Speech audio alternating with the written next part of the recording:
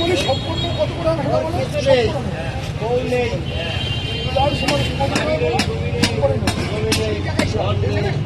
থাকার জায়গা নেই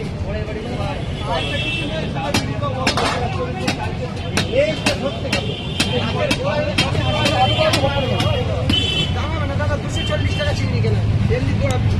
40 টাকা লস হবে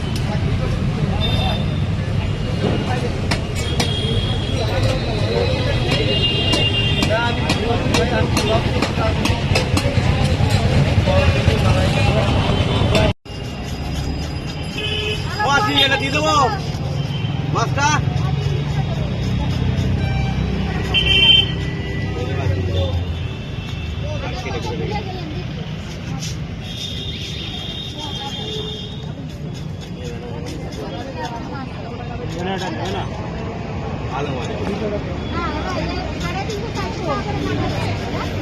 ভালো বিশ্বাস করছে রে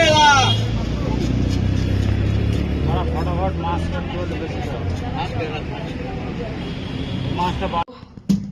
খুব সুন্দর তেলাপিয়া মাছ পেয়েছি আর বড় বড়ই পেয়েছি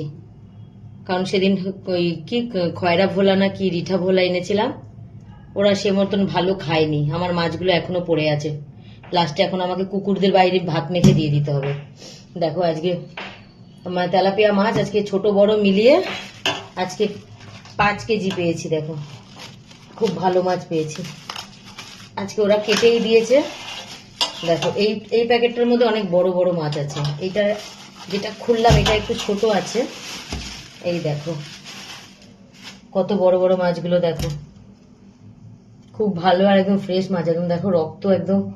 যখন এনেছি একদম রক্ত ভরা যখন কাটছে মাথাগুলো এতটাই বড় দেখে বোঝা যাচ্ছে যে মাছগুলো কত বড় এই যে মাছগুলো অনেক বড় অনেক বড় তোদের কত ভালো ভালো মাছ এইসব মাছ তো আমি খাই না জন্মে এই যে দেখো বেশ অনেক কদিন পরই এরকম ভালো ফ্রেশ তেলাপিয়া মাছ পেলাম বেশ অনেক কদিনে আমি আজ মাছ ভালো তেলাপিয়া আমি পাচ্ছিলাম না তো আজকে পেয়েছি 5 কেজি তো 5 কেজি নিয়ে নিয়েছি আজকে পেয়েছি মানে যে মাছওয়ালাদের কাছ দিয়ে আমরা প্রায় মাছ নিই তো একজনের কাছে বলে আসা ছিল যে ভালো তেলাপিয়া পেলে আমার জন্য একটু বেশি করে এনে রাখতে তো এই যে বাজারে প্রায় মাছ আনতে আনতে এখন মোটামুটি আমাদের সবাই চিনে গেছে যে আমরা মাছ নিই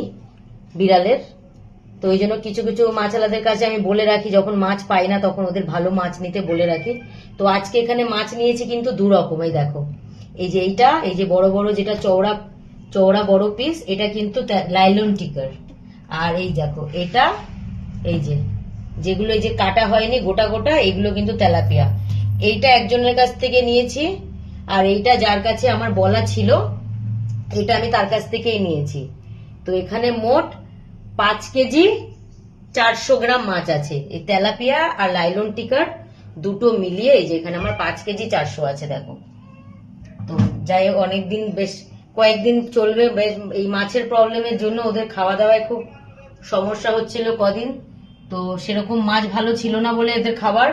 তো আজকে আমার মানে ইলিশ মাছ থেকেই ওদের আজকে ইলিশ মাছ দিয়ে আজকে আমি ভাত দিয়েছি তো এই যে আজকে অনেকদিন পর আবার অনেকগুলো তেলাপিয়া পেয়েছি তো হাফ মাছ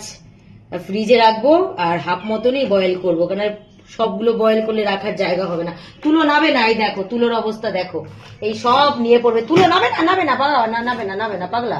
নাবে না এখানে সব এটো সব হয়ে যাবে নাবো